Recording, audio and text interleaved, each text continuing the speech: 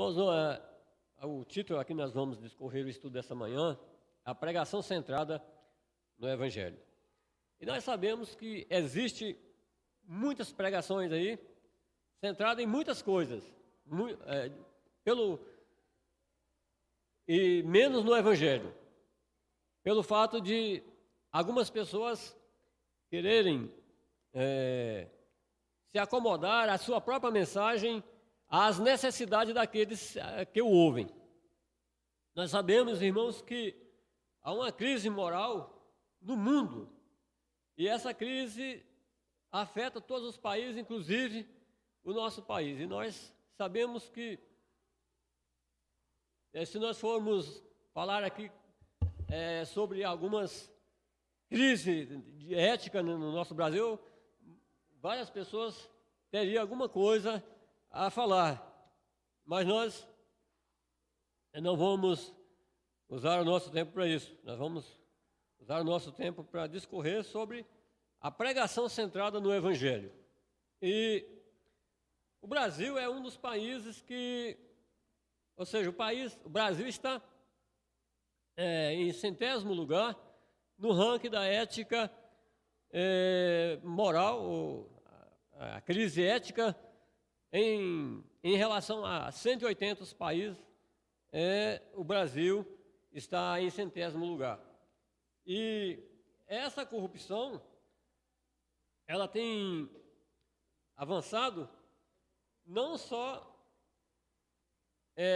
em termos sociais, mas também, irmão, muito obrigado, mas também ela tem avançado em termos evangélicos. Essa corrupção, ela tem campeado o mundo cristão, entre aspas, e pessoas deixam de assumir o seu próprio compromisso com Deus, se é que podemos dizer que essas pessoas têm compromisso com Deus, porque, na verdade, quem tem o compromisso com Deus, ele vai, de fato, pregar o Evangelho centrado na Palavra de Deus. Ele vai expor a Palavra de Deus. Nós vemos isso desde o Velho Testamento, os profetas, e também no Novo Testamento, os apóstolos, o próprio Senhor Jesus, que é o Evangelho personificado. Eles apresentaram essa mensagem centrada naquilo que Deus quer que anuncia aos pecadores. E nós precisamos reconhecer que a crise ética afeta esses países e afeta também a sociedade. E nós sabemos que os outros países, eles têm uma certa entendimento de que há, de fato, essa crise ética, mas o Brasil é o país que tem mais consciência dessa realidade. E, no entanto, o Brasil parece que é o que vive em maior proporção essa realidade dessa crise econômica. E Paulo foi chamado para pregar o Evangelho verdadeiro. Ele recusou para si toda a glória. Nós sabemos que Paulo, ele teve um ministério muito abrangente e um grande ministério, a partir daquele momento em que ele teve um encontro pessoal com o Senhor Jesus. A partir dali, Jesus começa a forjar o caráter do próprio Filho de Deus na vida do apóstolo Paulo, e dali para frente, a vida do apóstolo Paulo muda completamente. E agora, Paulo é conduzido pela palavra do Senhor. E se nós formos olhar ali no livro de Atos dos Apóstolos, vamos ver grandes milagres que Paulo realizou, ou Cristo realizou através do ministério do apóstolo Paulo. E há um texto, um versículo que diz que Paulo, ele realizou tantos milagres e algumas pessoas até levavam para apresentar aos doentes os seus aventais, os seus lenços, e a sombra desses utensílios era projetados na vida das pessoas e as pessoas eram curadas. E Paulo agora poderia se ostentar diante de tudo isso. Mas Paulo, ele não se ostentou. Ele disse, eu sou imitador de Jesus. E em 1 Coríntios 1, versículo 11, ele disse, sede meus imitadores, como também eu sou do Senhor Jesus. Né? Então, ele imitou o exemplo do Senhor Jesus. E como Jesus passou esse espírito de humildade para os seus discípulos, né? Jesus mostrou em todo o seu ministério, as suas palavras, as suas realizações, a humildade. Ele não se ostentou. E Paulo disse lá no capítulo 2 de Filipenses que Jesus, ele deixou toda a glória lá no céu e veio como servo humilde. Ele não se ostentou a ser o ser igual a Deus, mas ele se tornou em figura humana e veio para servir a sociedade e serviu até o fim, foi obediente a Deus e morreu na cruz para que o povo, os eleitos, pudessem ser salvos. Então, Paulo também, semelhante a Jesus, ele se humilha, ele se esvazia, ele não se arroga o conhecimento filosófico.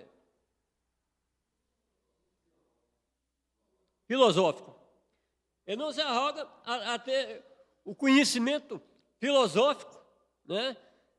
Pelo contrário, ele se humilha. Ele falou assim, eu não vou apresentar a palavra de Deus com sabedoria humana, com conhecimento, né? Com entendimento, com discernimento. Não, eu vou apresentar a palavra de Deus, a pregação da cruz. Não importa se ela é loucura para aqueles que se perdem, né? Mas eu vou apresentar a mensagem da cruz. A cruz de Cristo é o tema central da mensagem de Paulo. E, na verdade, não só de Paulo, mas todos aqueles que querem, de fato, servir ao Senhor Jesus e pregar a sua palavra na íntegra, com submissão a Deus, né? O tema central é a mensagem da cruz, porque não há salvação sem a cruz. Embora há supostos evangelhos por aí, mensagens pregadas sem a cruz, e nós sabemos que é um falso evangelho. Então, essa clareza e objetividade na pregação o distinguiram os oradores de retórica, distinguiram Paulo em relação aos outros, entendendo que, de fato, ele tinha um compromisso sincero com o próprio Senhor Jesus. Por um lado, Paulo diz que os judeus pedem sinais e os gregos buscam sabedoria, porque os gregos, eles eram grandes conhecedores de filosofia e tinham uma retórica muito refinada. Então, eles gostavam disso, como nós, às vezes, gostamos muito de teologia, assim também os gregos gostavam muito de filosofia. Mas Paulo diz que ele pregava não filosofia, ele não pregava, ele não quer apresentar milagres, ele quer apresentar Jesus crucificado, esse Jesus que foi crucificado, esse Jesus que foi ressurreto. Esse Jesus, ele é o poder de Deus que salva o pecador. Então, essa é a mensagem central e esse é o maior milagre de Deus para com o ser humano.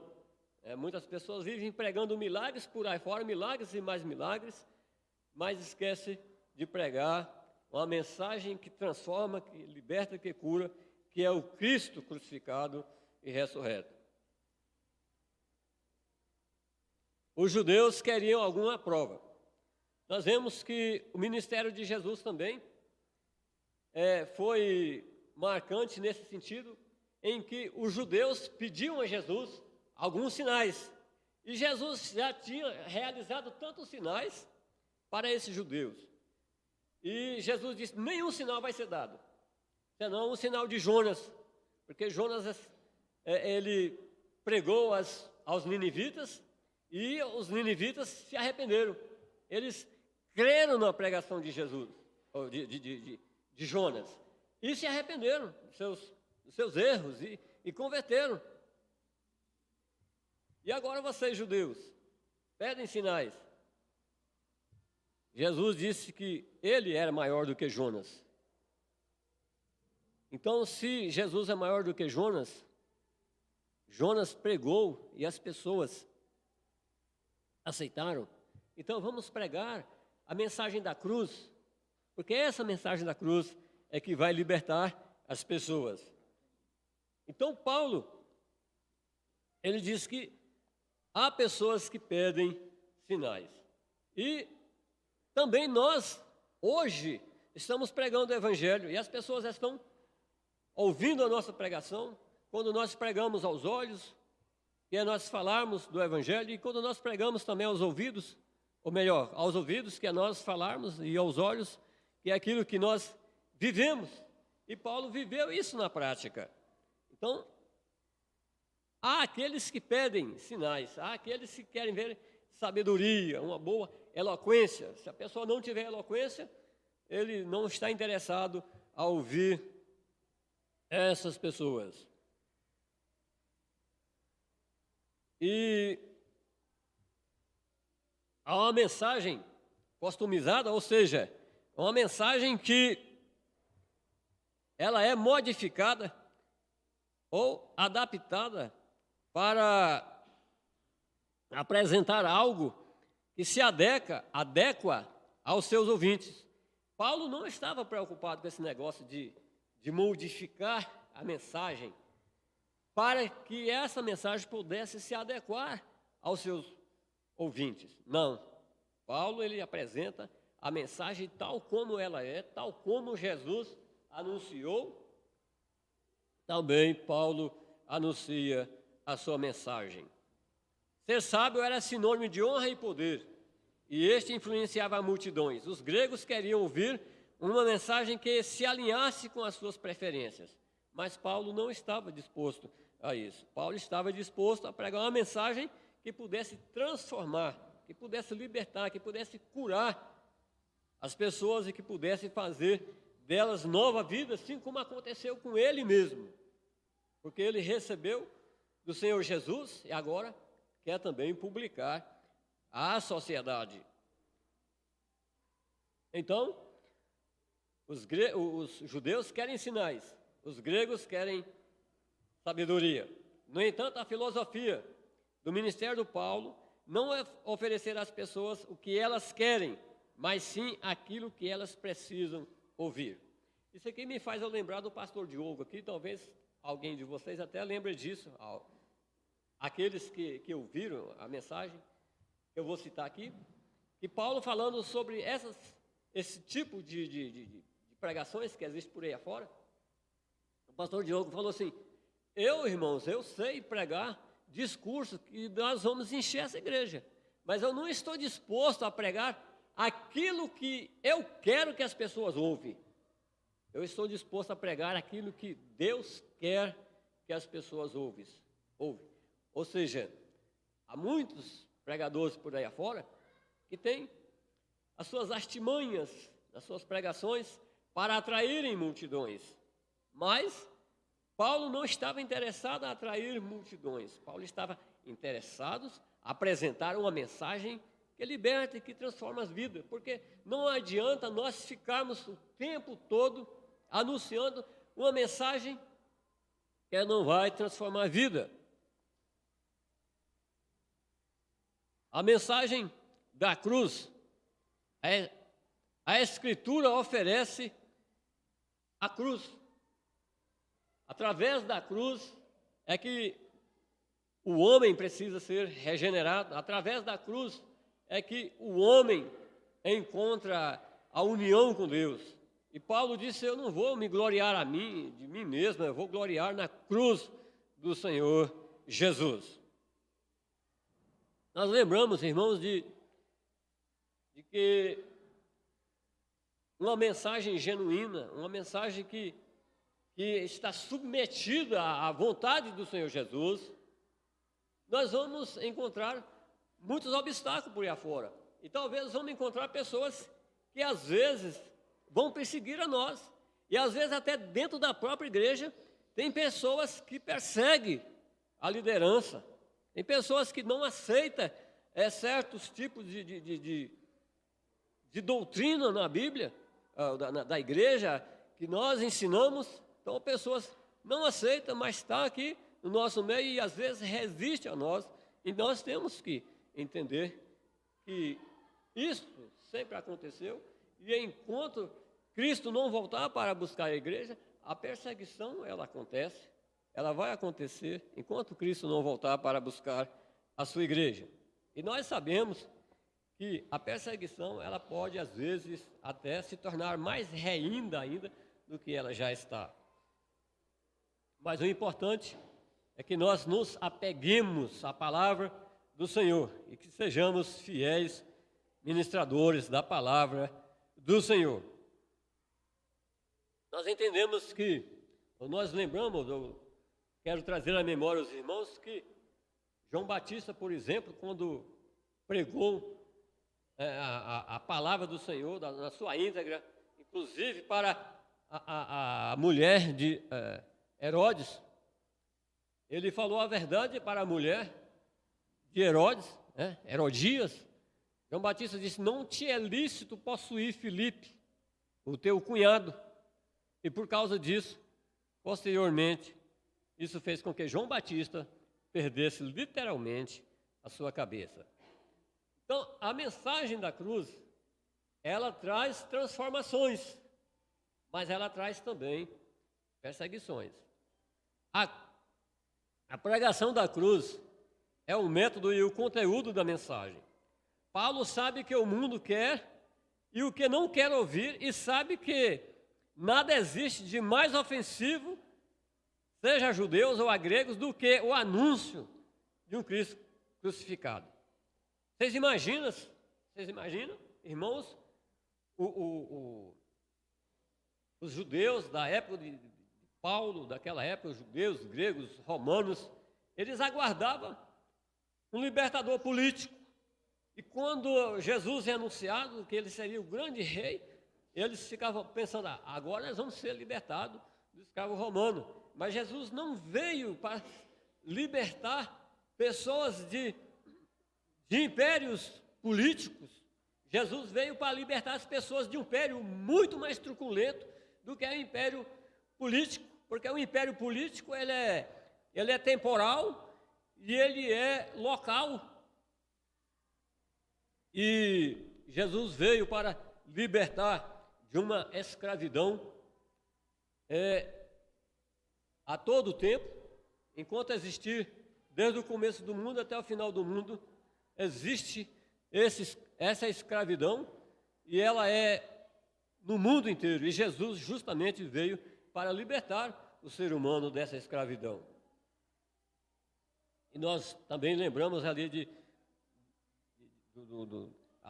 do povo de Deus ali em Babilônia, né? O povo de Deus escravo ali na Babilônia, e nós sabemos que o rei Belsazar teve uma visão da palavra de Deus, de uma mão que estava escrevendo na parede: Mene, Mene, Tekel e Persim, que significa o teu reino, tu foi pesaste na balança e achado em falta, e o teu reino será dividido e dado aos medos e os persas. Ou seja, pessoa que resiste ao evangelho, resiste àquilo que Daniel estava vivendo. A mão de Deus, com certeza, pesa sobre essas pessoas. Então Deus abençoa, Deus conduz em triunfo aqueles que querem ser fiéis a Ele, que quer pregar de forma comprometida com a palavra do Senhor. Mas Deus também pune aqueles que não aceitam a palavra do Senhor e vai de encontro a esses que pregam a palavra do Senhor.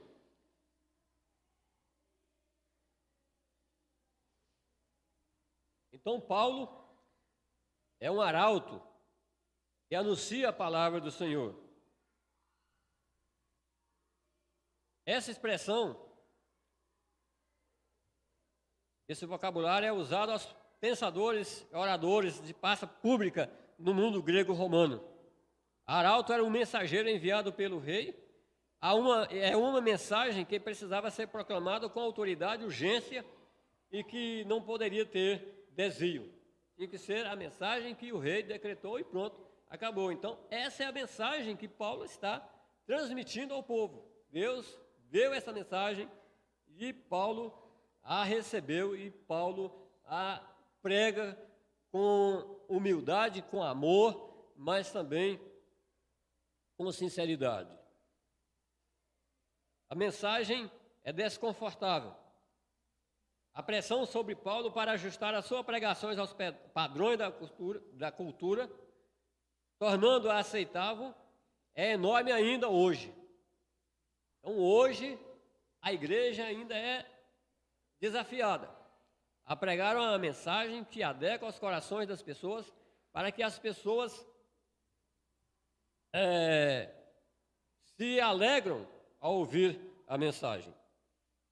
Igreja, sim, entre aspas, porque a igreja do Senhor Jesus, ela apresenta uma mensagem salvífica, uma mensagem que traz mudança na vida das pessoas. Então, aquelas pessoas que estão na sarjeta, estão caídas, estão lá no fundo do poço, elas ouvem a palavra do Senhor e elas se alegram e elas abraçam a mensagem do Senhor, porque essa mensagem é uma mensagem real, uma mensagem sincera, uma mensagem de amor, uma mensagem que apresenta o Deus poderoso que através da cruz, o seu Filho faz com que o mais terrível pecador se abraça a essa fé e seja justificado por ela para morar eternamente com o Senhor Jesus. A mensagem poderosa. Quando Deus vivo fala, algo sempre acontece. Deus disse lá no começo do mundo: haja luz e houve luz, né? E que haja separação entre água e terra e tudo se aconteceu. E a pregação não é uma atividade informativa apenas, mas também transformativa. A exposição das Escrituras deve ser feita com criatividade, amabilidade e contundência. Ou seja, nós devemos pregar com sinceridade, com amor, acima de tudo, pela palavra de Deus e também amor pelos pecadores, mas nós devemos também ter contundência, ou seja, nós devemos apresentar o Evangelho de uma forma integral. Paulo disse: eu não me envergonho do Evangelho, lá em Romanos capítulo 1, versículo 16. Não me envergonho do Evangelho, que é o poder de Deus para a salvação de todo aquele que crê. Primeiro do judeu e também do grego. Não me envergonho do Evangelho para a salvação de todo aquele que crê. Infere-se que, por essa passagem e por outras passagens bíblicas, o Evangelho também é o poder de Deus para condenar todos aqueles que não creem. É o que nós vemos ali em Mateus capítulo 25, a segunda parte ali do capítulo 25 de Mateus. Jesus falando a esse respeito. Então, a pregação, ela não é só informativa, mas também ela é transformativa. A exposição das Escrituras deve ser feita com criatividade, amabilidade e contundência. Ou seja, nós precisamos confrontar as pessoas, para que as pessoas possam refletir naquele tipo de vida que ela está vivendo, para entender que o Evangelho possa salvar e transformar suas vidas. João Calvino entendeu essa verdade quando afirmou que a palavra sai da boca de Deus de tal maneira que também sai da boca dos homens, pois Deus não fala abertamente do céu, mas emprega os homens como seus instrumentos. E há uma frase que nós quase aqui e ali a gente às vezes ouve essa frase, e muitas pessoas dizem: a voz do povo é a voz de Deus. Tanto é que nós ouvimos que eu dei a oportunidade para os irmãos terminar o jargão e todos, parece que quase todos aqui responderam. Então, agora nós perguntamos, a voz do povo é a voz de Deus? É claro que não. É claro que não. A voz do povo está muito longe de ser a voz de Deus. A voz do homem só é a voz de Deus quando esse homem se entrega totalmente ao poder do Espírito Santo e prega a palavra de Deus com sinceridade, com amor, com dedicação, com submissão. Aí sim, essa voz é a voz de Deus. Então Deus usa homens para ministrar a sua palavra. Essa afirmação está no coração da tradição reformada. A palavra de Deus é a palavra de Deus é a palavra de Deus, segundo a confissão helvética. A mensagem da cruz deve ser proclamada com fidelidade.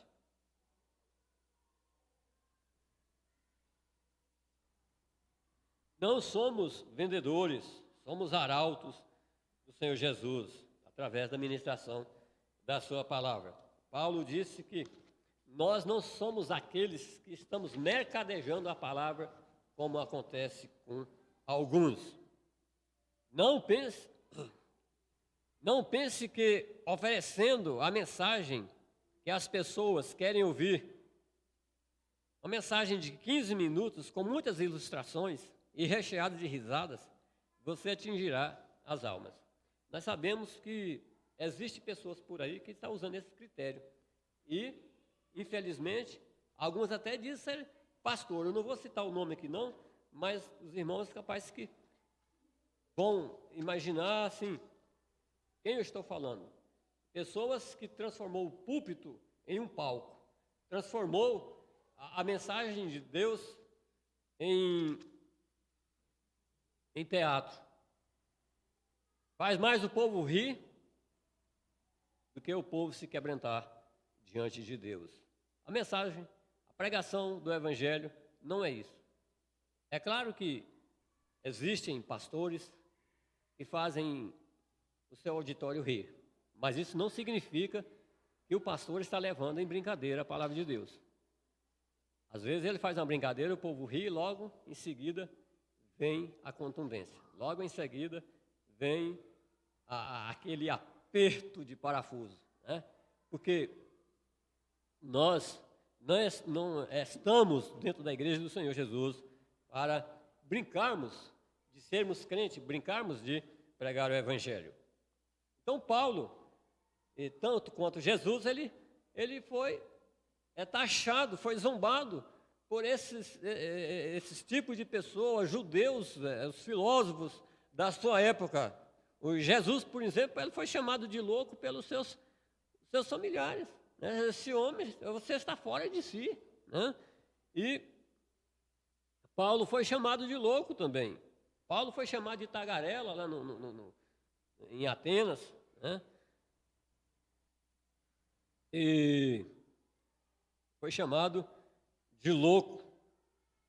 Aprove a Deus salvar os que creem pela loucura da pregação. O versículo 21, né? Nós lemos aqui. Aprove a Deus salvar alguns pela loucura da pregação. Então, a pregação para muitas pessoas hoje é uma loucura. E às vezes nós temos até a oportunidade, eu acho bom quando a pessoa usa certos termos, eu pego esses termos que as pessoas usam e prego uma mensagem. Né? Independentemente de qual termo, de qual o raciocínio que as pessoas usam, algumas palavras ou alguma aplicação no seu dia a dia, eu uso isso justamente para fazer como Jesus fez ali no poço de Jacó, conversando com a mulher samaritana. Eu uso esses meios para ter uma oportunidade de transmitir a palavra de Deus. E se nós continuarmos orando e pedindo a Deus que Ele nos dê sabedoria e nos dê entendimento, discernimento e que Ele nos capacite mais e mais, também nós vamos ter essas oportunidades de confrontar as pessoas quando elas mesmas nos apresentam os meios para que nós possamos entrar e pregar a palavra de Deus. Então, ministrar a palavra de Deus, às vezes as pessoas não recebem com muita alegria, mas devemos ser fiéis na pregação, na proclamação do Evangelho do Senhor. A ênfase de Paulo foi anunciar Jesus como Messias, o Rei crucificado e ressurreto, aquele que deveria vir ao mundo na plenitude do tempo. Paulo usa essa expressão, na plenitude do tempo, Deus enviou seu Filho para nos resgatar do império dos pecados e nos transportar para o reino do Filho do seu amor. Então essa, irmão, é a mensagem da igreja, é a mensagem da cruz, se não outra, que liberta e que transforma o pecador. Essa é a missão que nós temos. Deus nos concedeu essa missão. Essa missão não é só para os pastores, os presbíteros, os diáconos, os líderes. Essa missão é para cada um de nós. É claro que cada um na sua forma de apresentar essa mensagem, né?